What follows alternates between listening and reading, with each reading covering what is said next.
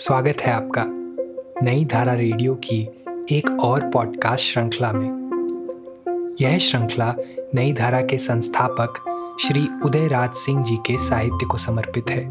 उदयराज जी के इस जन्मशती वर्ष में हम उनकी अमूल्य साहित्यिक धरोहर आप तक लेकर आ रहे हैं इस पॉडकास्ट के माध्यम से। सुनना न भूलें नई धारा रेडियो पर।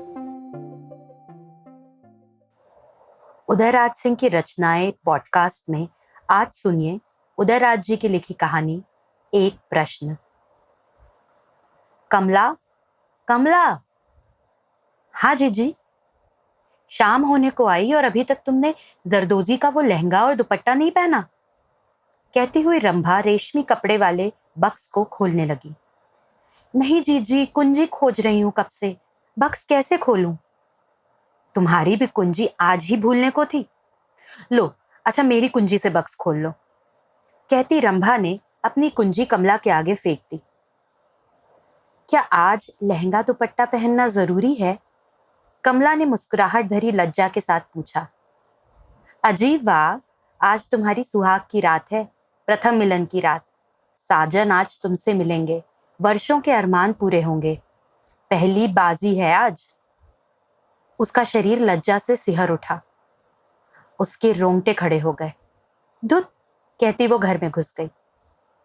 रंभा ने फिर पुकारा, अरे सुन रे पगली, भागती क्यों है? ना, मैं नहीं आऊंगी, कमला ने किवाड़ बंद करते हुए भीतर से कहा। रंभा ने बहुत आग्रह किया, किवाड़ पर मुक्कियां लगाई, तोड़ देने की धमकी भी दी, तो कमला ने दरवाजा खोल दिया। रंभा की नजर कमला के ललाट पर पड़ी। इंगूर की बिंदी मिट गई थी, मांग का सिंदूर धूमिल हो रहा था। रंभा बिगड़ गई। तू दिन पर दिन अनाड़ी होती जा रही है। अब तू सुहागिन है, फिर भी न मांग में सिंदूर है न ललाट पे बिंदी। सेंध पर पकड़े गए चोर की तरह झेपती हुई कमला बोली, आज सिंदूर पहनना भूल गई जीजी। जा, गौरी जी को चढ़ाया हुआ सिंदूर ला, मैं भर दूं मांग। आधी रात को कमला कोहबर घर में जरदोजी का लहंगा दुपट्टा पहने सज धज कर एक कोने में बैठी है। उसकी मांग भरी है, ललाट पर इंगूर की बिंदी है, नाक का नथ और सर की बंदनी उसके सुहाग के हार हो रहे हैं। उसके गले में चमेली की माला है, कलाई में फूलों का तोड़ा है और जूड़े पर जूही का गुच्छा, और सामने दिया जल रहा है। उसकी आंखें दिए की लौ को देख रही हैं। कुछ पतंगे लौ की चारों तरफ उड़ रहे हैं। फूलों की सेज खाली पड़ी है। फूलों का राजा अभी नहीं आया है। अगर के धुएं से, फूलों के परिमल से और पेरिस के इत्रों की भीनी भीनी खुशबू से सारा कमरा भर रहा है। अचानक लड़कियों ने शोर मचाया। गाड़ी स्टेशन से लौट आई, जीजा नहीं आए? रंभा ने कहा, अरे कांग्रेसी नौशा है, कहीं तिरंगा झंडा लिए चक्कर काटता होगा। कमला ये सुनकर कांप उठी। फूलों की रानी आज देखती ही रह गई। फूलों का राजा नहीं आया। प्रथम मिलन की रात प्रथम आघात की रात हो गई। जीआईपी की ग्रैंड ट्रंक एक्सप्रेस दक्षिण की पहाड़ियों को चीरती आधी रात के सन्नाटे के आलम में ड्रॉप से झजकारती चली जा रही है। एक थर्ड क्लास के डब्बे में कुछ मुसाफिर सिकुड़े बैठे हैं, मानो खिड़की से ही कूलियों ने कपड़ों के कुछ गट्ठर भीतर फेंक दिए हों। खिड़कियां बंद हैं, फिर भी सर्दी अकड़ाए देती है।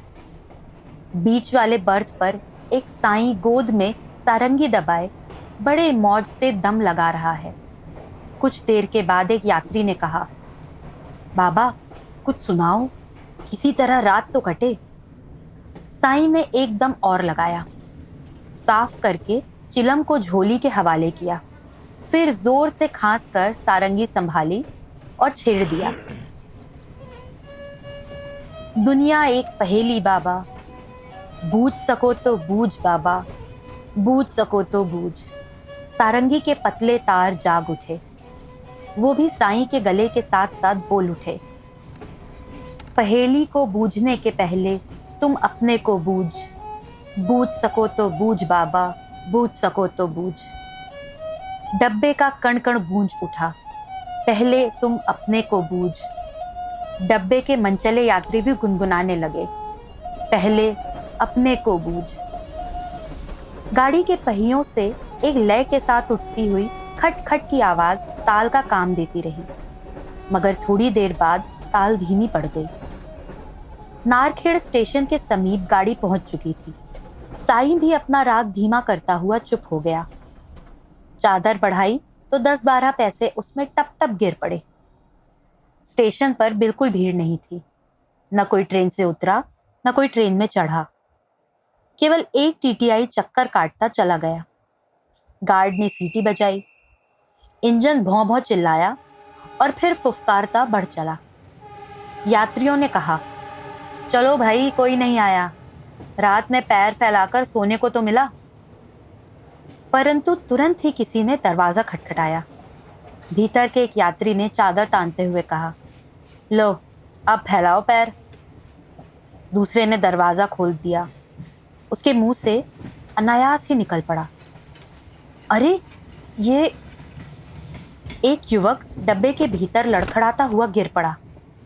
पास वाले उसे उठाने को दौड़े।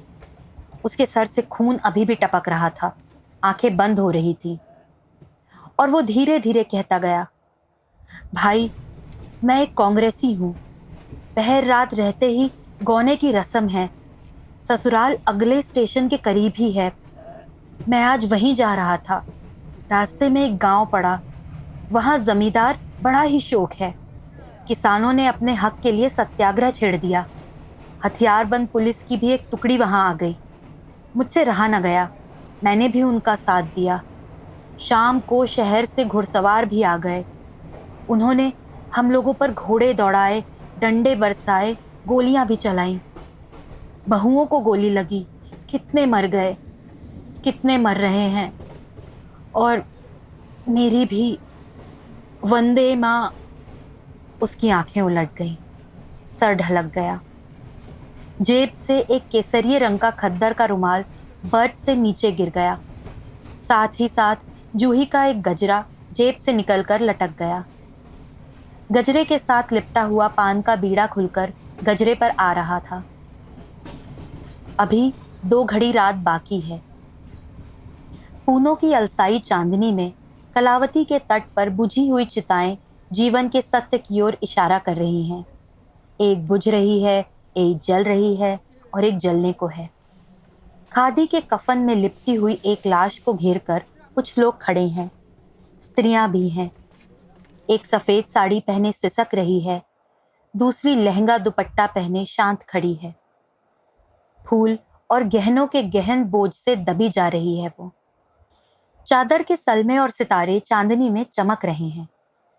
वो लाश की ओर जाती हुई मुड़कर बोली, जिज्जी, आज मेरी सुहाग की रात है और तुम रो रही हो। देखो ना, मैंने वो लहंगा दुपट्टा पहन रखा है, मांग भी भरी है, ललाट पर सुहाग की बिंदी भी है। अब तुम मुझ पर बिगड़ना मत। और लाश को उसने चिता पर रखवा कर आप उसमें आग लगा दी। चिता पहले उफनाई, फिर भभक उठी, तो उसकी आंखों से आंसू की कुछ बूंदें गालों पर सीधी रेखाएं खींचती हुई छाती पर आकर उसके लिए एक प्रश्न छोड़ गई।